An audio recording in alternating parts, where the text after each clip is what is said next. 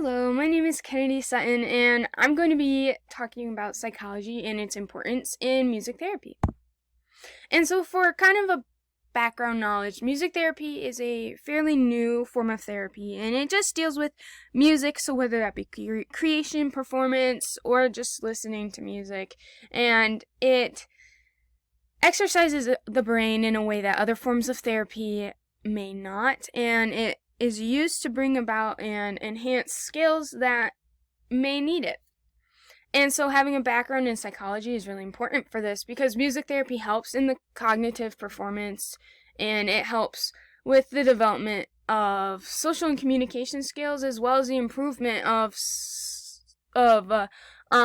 physical and sensory skills, which having a background in psychology is important because you can fully understand these and you can see these within a patient and see where these skills may be lacking and what you can do to help improve those.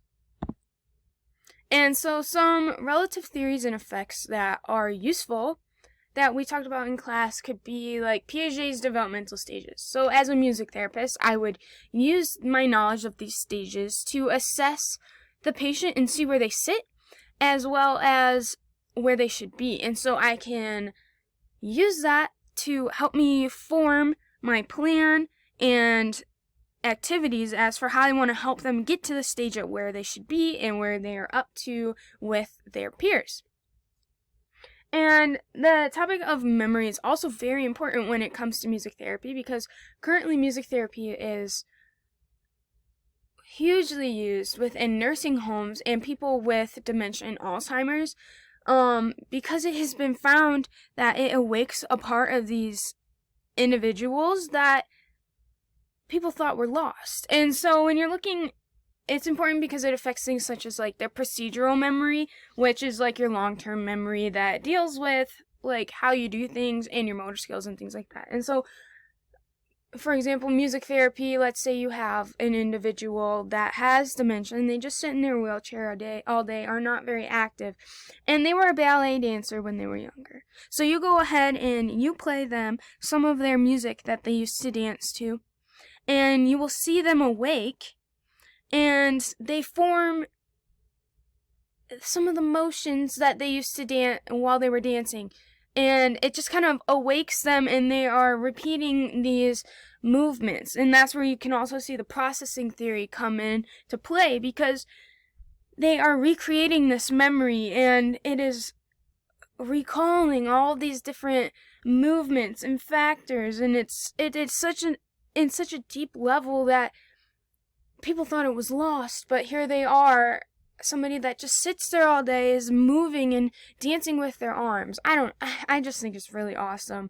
And just to see that these people come back to life and be themselves again for even just a small moment is so awesome.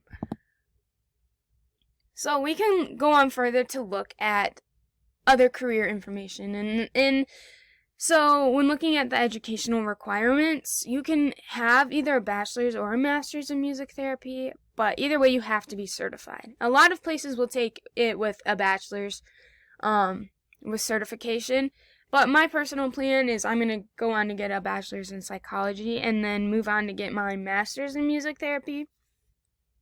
And the job outlook for this job is an increase of 8%, and so that's really high. And that I think that's due to the fact that it's such a new career that it's becoming more popular. And from the Bureau of Labor Statistics, that's for music therapy and recreational therapy. And those two forms of therapy are very similar. Music therapy is just a more specific form of recreational therapy. So I have two job listings here, an entry level and a dream job listing. And so why I put this one as an entry level job listing is this one is in a behavioral health facility, and it's in Ann Arbor. And so it would offer me the chance to work with people from age 18 all the way up to the elderly. But it's just not fully what I was looking for. And so I found this dream job listing in Dayton, Ohio, which would allow me to move around a little bit. Granted, it is in Ohio, but It's in a children's hospital, and that's really where I would like to work. I would like to work with kids in the hospital, whether they be there for chemo treatments or other health things. I would get to work with them and make their stay a little bit more pleasurable and help them get up back to the little kid that they need to be. And so when we look at the pay and salary, it really just depends on your experience as well as where you are, where you're working, and the cost of living in that area. So there's really not a definite on that. And so here are some potential classes that I plan to take or have taken that would help in me getting a music therapy degree. So cognitive and developmental psych are really important because it deals with the brain, and it would help me understand how they form and just how the brain works as a whole.